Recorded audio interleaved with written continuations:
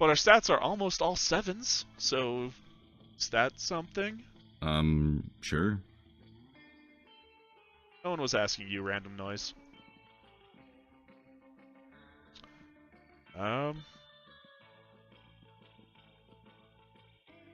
Fuck it, we're going back outdoors. That day during recess, you start a half-hour rave that goes full crazy. Hell yeah, we do. You're talking to Juan, the small magical Latino cat, when he tells you that you won't ever be as fun as Bob the scary clown. You accept the challenge. You go straight to Bob, stab him several times, open his bleeding chest, and eat some of his guts in order to consume his fun, because that's how it's done. Really? Do you think that's how this works? Well, it is. You gain +2 fun from poor Bob. Damn right. But Liam isn't paying attention to any of that. He corners you afterwards to lecture you on Instagram filters. What no one seems to understand about filters is that they're not about making pictures better. They're about making pictures browner and harder to see. That's why I use my own proprietary filter for almost all my photos, Infinite Top. It's also probably why I only have 6 Instagram followers, but we must all make sacrifices for our art. That does explain why like every background picture has been in taupe. We're just looking at his Instagram. In any case, I have to go. There's a dead rat in the parking lot I simply must document. How are you out during the day? You're a vampire. As soon as Liam's gone, Miranda peeks out of an air conditioning duct. Goodness, the situation is even more dire than I thought. If Operation Make Liam Popular again is to succeed, we must get started immediately. What's that? Why, yes, of course you're part of my operation. I unwillingly force people into my service all the time. Oh, you want to know why it's called Operation Make Liam Popular again? No, it's pretty self-explanatory, but he's been alive for like centuries, right? I'm sure he must have been popular at some point. I'll check the history books later. There's no time now. Phase 1 is getting Liam more Instagram followers. I took the liberty of having my royal spies discover the password to his account so we can give it a total makeover. But what to do? Use his account to post a bunch of porn and bomb recipes, or pay 1,000,000 homeless people to follow Liam on Instagram. Well, I sure as hell can't afford that, so porn and recipes! What is porn? Oh my god, the mermaid has never seen porn. Never mind, if you suggested it, it must be something very classy and suitable. Yeah, totally. I shall put you in charge of curation. Porn away, comrade. You turn Liam's account into Instagram's #1 resource for weird dicks and domestic terrorism. Shockingly, this turns out fine. There you are. I want to share my great news. I'm Instagram infamous. Apparently, my filter game was so edgy that the backwards administration decided to close my account. But not before I amassed over 3 million followers. They're all following my new website, hotliampics.com. Of course, I'm utterly devastated that my work has finally become mainstream. Yes, this is the worst, and I'm not at all happy or excited about this. Anyway, I have to go take pictures of my lunch. My fans are waiting. You're not sure they're waiting for what Liam thinks they're waiting for, but whatever works, right? You gain +2 creativity and 1 charm. Porn solves everything. It's... You all heard it here first. Sure. They might have heard it elsewhere, but... I don't know. I'd never heard the term porn solves everything. Well, except for that one time someone lured me into a back room with a leather couch. But... we're not talking about it. Yeah, that's fair. Let's sit with Polly. Maybe she's drunk again. Listen, Doc Eternal, you can totally sit with us. I just hope you didn't bring a gun to a bazooka fight. Yeah, we're sharing off our best flasks. Well, best flask, exactly, but the best contents. Good God, are you literal actual flasks of alcohol openly... Oh my god, I cannot speak. Good God, are literal actual flasks of alcohol openly allowed in this school cafeteria? Are there no rules? I mean, the Gorgon was drinking scotch yesterday. What's the difference? Apparently not, because Polly starts setting a series of flasks down on the table. Okay, so this is beer. Oh, no, that's just right out. You do not put beer in a flask. My wine cooler wine. No, water closet wine. This is not an American game, I bet. So she has toilet wine, or Pruno. Whiskey, ethyl alcohol, the soul of an infant. Now we're getting somewhere. That is what you want in a flask. Ah, weak. This is radioactive absinthe. This is fire, and this is literal poor life choices. Holy shit, Damien has the best drinks. I want to drink literal poor life choices. That's amazing. Okay, but this one has another smaller flask inside. It's the ultimate flask. What's in the other flask? They could probably go on like this for goddamn ever. Maybe you can cut it with the craziest thing of all. Cut in with the craziest thing of all. But think carefully about whom you want to impress with your flask contents. Get ready for the most hardcore, badass thing. This flask contains an ancient genie that grants you 3 wishes, but I'm totally drinking it because I don't give a fuck. I grant my own damn wishes.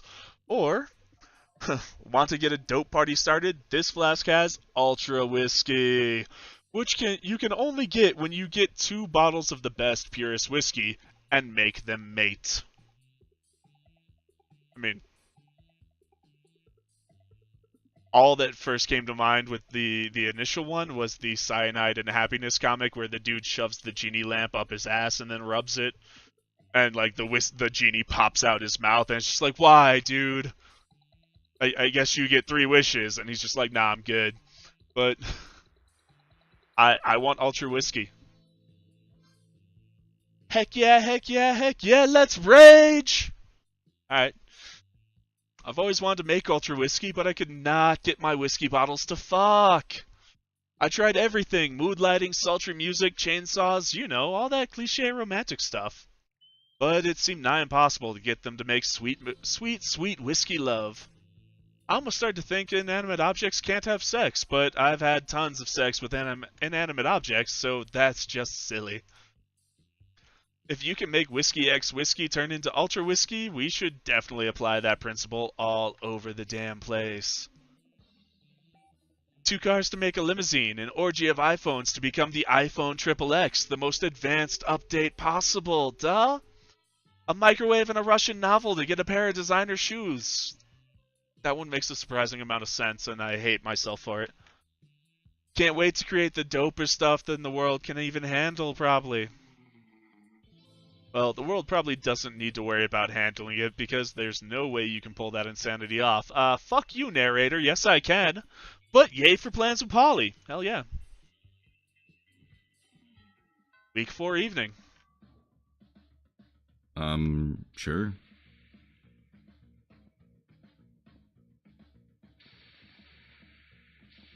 It has been 3 weeks since we went to class. You should probably do that. That day you're astonished by the new stuff you learn in class. Mostly looks like we're learning to sleep. You thought high school was all about doing stupid shit with your friends and trying to find true love. Who would have thought that class could actually be useful? What a nice surprise. You gain +1 valuable lesson, good luck trying to use that in this game, and +2 smarts. In art class, you're having a hard time looking at the unspeakable eldritch relic you're supposed to be painting, when Liam and Miranda thankfully provide you with a distraction. What are you talking about, Miranda? That relic clearly represents the futility of man's quest for meaning in a world of consumer goods. But how do you know that, Liam? To me, it just looks like a gruesome and horrific offering to a pitiless god, like Uncle Anathema used to make.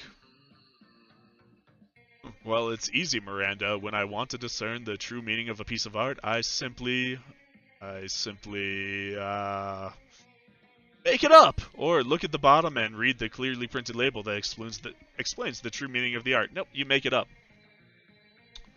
I don't make anything up, you buffoon. My opinions on art are objectively correct. Yeah, I agree with Liam. He sounds like he knows what he's talking about after all.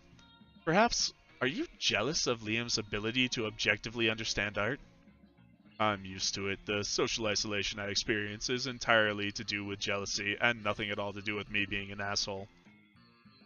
Can you teach me to objectively understand the meaning of art? No. Curse you, cruel fate. Liam and Miranda ignore you after that, and you're forced to return your attention to your malevolent statue. It slowly drives you mad and makes you get a C- on your drawing, lose 2 smarts and 1 creativity. Oh. Week 5. Sure. Back to the auditorium.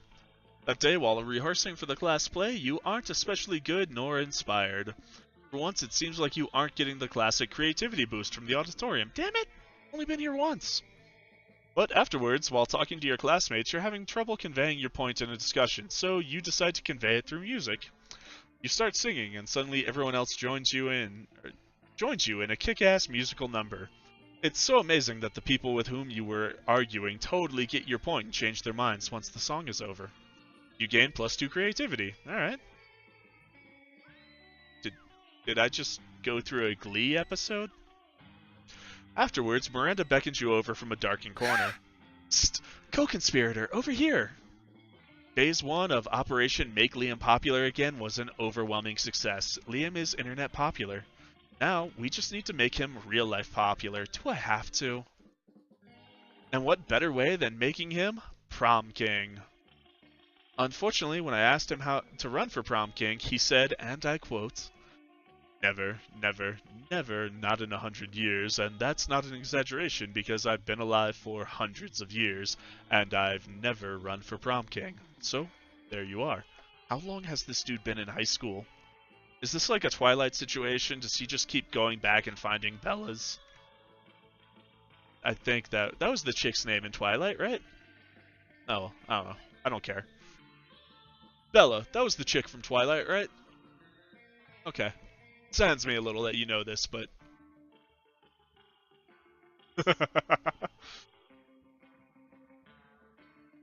uh-huh.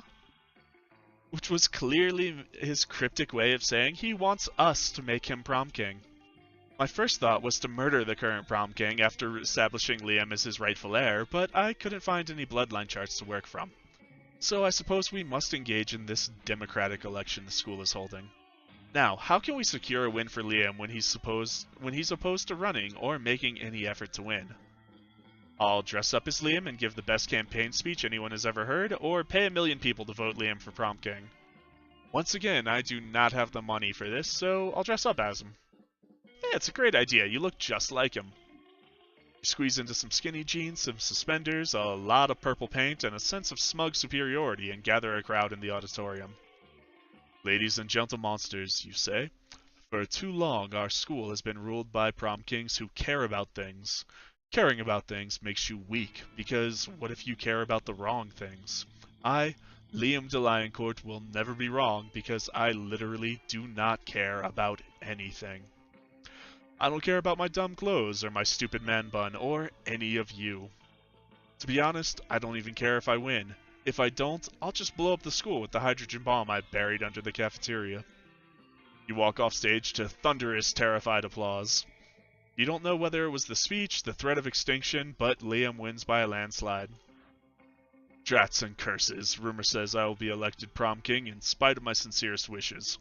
How horrible to have the love of the entire student body showered upon me.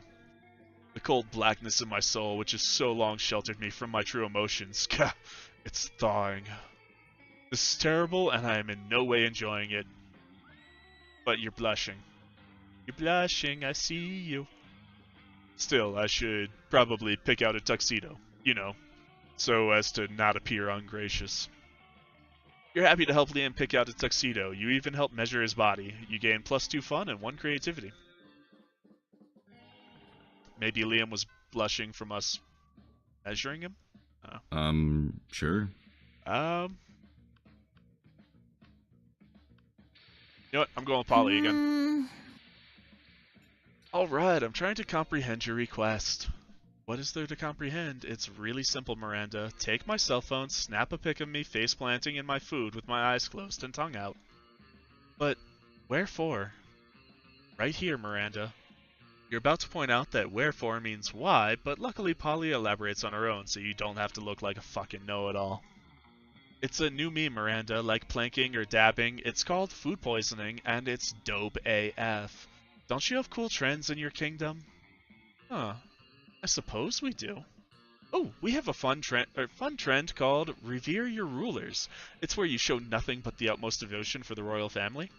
If you're good at it, you get a lot of likes on social media, and also not executed. Do you ever listen to yourself when you speak? I bet you know some pretty cool trends, don't you, Doc Eternal? Heck yeah, you do, don't you? I surely do. It's entitled Silverware Wear, and it's where you take your most expensive cutlery and dress it in fancy, tiny outfits. Yep, it's called Dyeing. Dyeing. Yes! Dyeing is my fucking fave! I mean, listen, the first time I did it, I was like, okay, now I don't get to be alive anymore. But then when all the cool ghost stuff kicked in, it was like, OMG, dying is awesome. Everyone should die. I'm not sure I would be into this dying trend. But I do know that Daddy's Reign helps many peasants achieve this meme, so it's nice to know that they are becoming super popular on social media in the process. Remind me to never, ever hang out in Miranda's kingdom on break. But hey, Doc Eternal, maybe you and I could hang out and do some dying together. Yeah. Little Death? Yeah, Little Death. Alright, and this is a lot of reading. I need to grab water real quick. I'll be sure. 1 sec.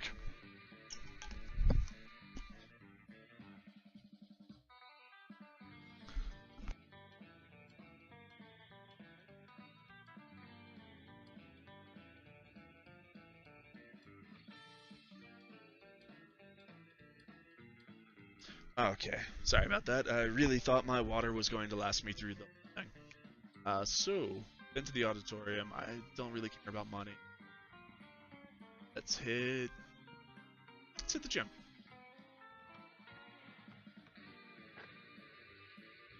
That day, an epic dodgeball match takes place. Again, we play a lot of dodgeball. At one point, you're about to be eliminated by a player from the other team, but suddenly you convince him not to throw the ball at you with a heartfelt speech about the importance of everyone's lives. The player bursts into tears and you take advantage of that moment of weakness, throwing the ball at him. You lose -5 mercy, a stat that might be useful in Monster Prom sequel, but isn't now, and you gain +2 charm. And actually, there is DLC out for this now, so I wonder if mercy made it in. You notice Polly staring at her phone with an uncharacteristic intensity. She usually looks much happier sorting through dick pics. Better investigate. Hey, Boo! Oh, hey, Boo. I'm just checking out information on possible afterlives. Like, I'm not gonna spend my time as a high school student for all eternity. Who does that? I've collected some pamphlets from various afterlives, and I'm looking into the pros and cons of each option. It's just such a big decision, you know? I mean, this could affect the rest of my afterlife. Do you know anyone who went to any of these afterlives? Which afterlife are you into? A soft and enveloping cloud in the sky made of hundreds of affordable, fluffy, precious, tiny, perfect kittens, or nothingness? I mean, kittens are awesome, but let's go with nothingness. Nothingness? Aw, lame. You know what there is to do in nothingness? Nothingness. Do you know how fun my afterlife is? So fun. I don't want to just repeat high school forever and ever and ever. Who does that? But just because I don't want to stay in a high schooler doesn't mean I want to give up all the cool stuff I've got going on down here in existence. No more fun party drugs that make you feel super hyper? Hey! No more fun party drugs that make you feel totally mellow? No more dick pics? What kind of world would that be? Just because you have no zest for life, or afterlife as the case may be, doesn't mean I'll give up the good stuff. I'm going to consider literally every single possible afterlife that has ever been or ever will be, except for the one you just suggested. But definitely write to me how it is once you get there. I tried, and failed. Although you probably won't be able to because, you know, nothingness. Oh man, now you've managed to bore Polly and possibly condemn yourself to a boring afterlife for all eternity. You lose 2 fun and 1 charm, but you do gain preemptive plus $1 million? Is that $1 million? 10 million nothingness! Yeah, we are winning in nothingness. Week 6. Sure. Alright. Trying to get some fun from the Hey, outdoors. stranger. Let's face it, you're probably going to end up losing your money in some stupid way anyway. Why not spend it here first? It's called just being smart. I am too poor for literally everything other than a tampon used by the former prom queen. You know, for good old blood rituals or in case you're just a creep with an unhealthy obsession. Don't even dare ask how I got this.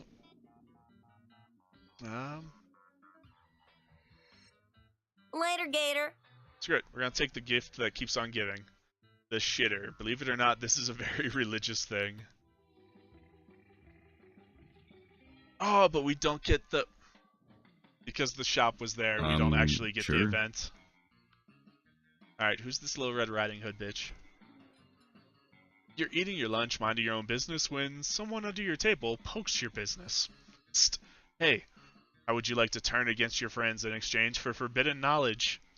Betraying your friends sounds bad, but forbidden knowledge sounds dope. You listen to her pitch. Basically, I just need you to tell me Damien and Liam's hidden weaknesses, for like, totally innocent reasons. And in exchange, I'll teach you one of my most secret Slayer techniques. What do you say? You'll totally do it, and I can trust you, trust what you say 100%. Great. Which technique do you want to learn?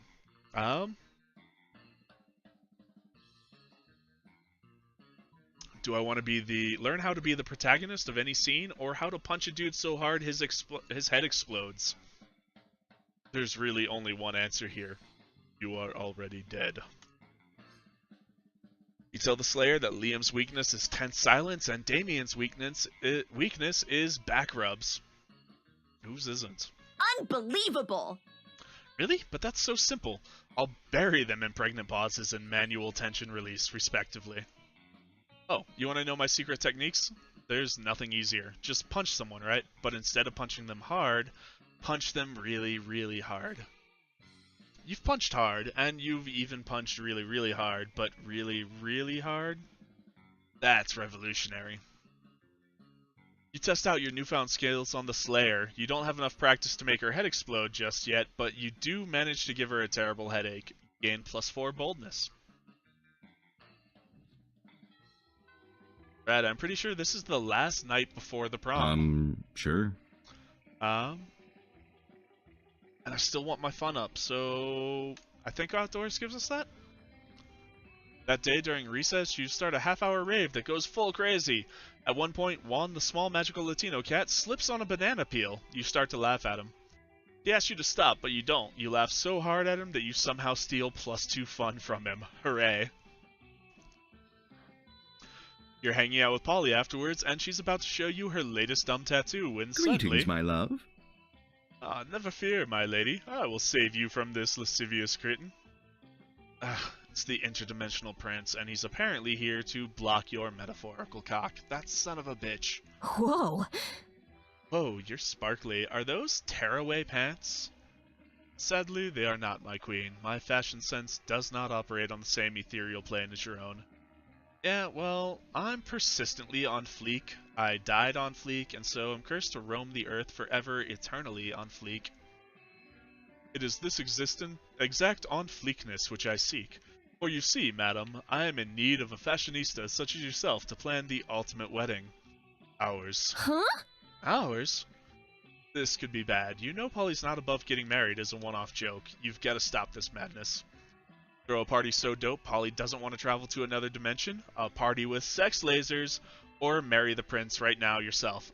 Sex lasers. How is that not fun? You steal the sex lasers from your school's highly controversial physics lab and get ready to party. No, stop, those sex lasers are untested, they could, but it's too late. You've already flipped the switch on the Orgasma Zapper. Great Bleef loves of Boombia. That laser is supercharging inanimate objects with sexual energy. No, I never wanted to see what a drinking fountain would look like if it could fuck, and backpacks aren't supposed to be that moist. I wonder how many dislikes just saved. That just got me.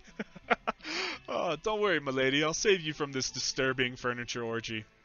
Polly jumps through the interdimensional portal without a second thought. She's back at school in a couple hours, but who knows how much time has passed in that other dimension. You lose +2 smarts and 1 creativity. Damn it! I started out with smarts my highest stat, and now it's down to a 5. Alright, who do we ask to prom? I can take myself. That is hilarious. No, nothing ever... I mean, things went alright with Damien. I want to ask Polly. Hi. Ask Polly to the prom? Yes. Sure. You finally pluck up your courage and ask your beloved to go to the Monster Prom with you.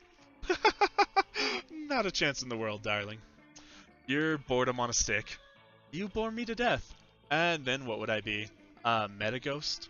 Pass. Bye. See ya. No way, boo. And we get the epic loser achievement for failing to actually get a date. You couldn't get a date for Monster Prom. Actually, you couldn't get a date for the rest of your life. Some nights alone in your bed, you wish sadness was an STD, because at least then you wouldn't be getting so much of it. Oh. So this run, we got no secret endings, new events, new outcomes. 0 of 29 possible endings earned. Holy shit, there's 1,472 possible outcomes. We end up with Polly, best at keeping it light, and we were voted most likely to get an anal bleaching. Wow.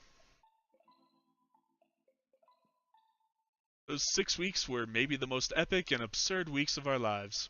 After the Monster Prom, we kept on living our lives, falling in love, battling for friendship, and learning about who we were and who we could be. And you know what? Like it always does, life happened, and it was wonderful. Damien and Scott teamed up and took second in a national Pokemon tag tournament. The crowd was amazed. Their Pokemon team did taxes as if there was no tomorrow. It was a thing of beauty. Polly took a summer job as the ghost of Christmas Present. She spent most of her time partying. There was also almost no work because, you know, it was summer. Liam kept doing art so hard that he eventually evaporated and became the concept of coolness itself. As he left the physical plane, the last thing Liam did was give everyone a condescending look.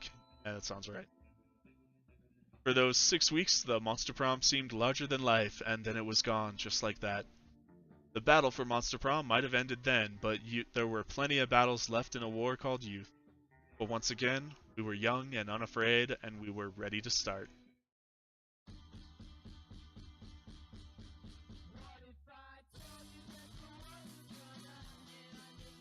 Alright, well that has been Monster Prom, and yeah, I literally have nothing to say other than, what the fuck did we just play? This is ridiculous, and I love, or I hate how much I love it. I'm sure I will be playing this again, but yeah, that's just so bad.